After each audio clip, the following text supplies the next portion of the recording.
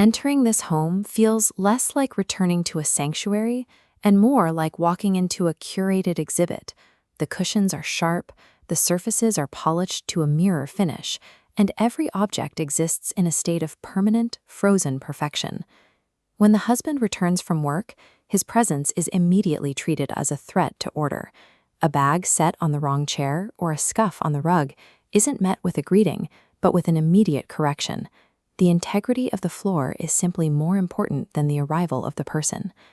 This behavior often stems from an upbringing where the environment was aggressively managed to exclude all friction, a dynamic sometimes called princess syndrome or Ki Pari.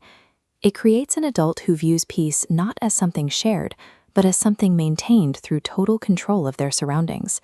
In this framework, a spouse is a chaotic variable. Because they have moods, messes, and needs that cannot be filed away, they are eventually downgraded from a partner to an intruder who must be managed to protect the exhibit. On the surface, the household is a triumph of organization, but beneath the polished veneer, the atmosphere is defined by a growing, silent resentment from the person who feels they are merely a guest in their own life. A flawlessly maintained home can easily become an emotional barricade. It provides a way to stay occupied with the physical world while remaining entirely isolated from the vulnerability of a real relationship. When the husband asks to sit and talk, the wife might suddenly remember a basket of laundry that needs immediate attention. The act of folding a shirt becomes a physical wall between them. This is a form of indirect dialogue. Even though she hasn't said no, her body is communicating that her domestic role is the priority. The action itself carries a weight that a direct refusal never could. The laundry becomes a socially acceptable way to withdraw.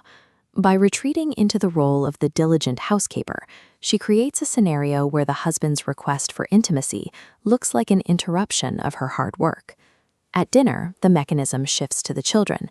A rigid insistence on bath times or feeding schedules can be used to ensure there is never a single quiet moment for the adults to actually speak to one another. This is the power of the 100% Ma archetype. Because society views total devotion to childcare as the ultimate virtue, using a child to block a husband's attention is a strategy that is effectively immune to criticism. Over time, the husband's role is reduced to a set of tasks. He is directed to help, or to fetch, or to provide, but he is no longer consulted as a companion. Psychologists call this role challenging, the systematic stripping away of a partner's identity until they are merely an assistant in a life someone else is directing. Hiding behind these culturally validated roles allows a person to emotionally exit a marriage while still looking like the most hardworking person in the room.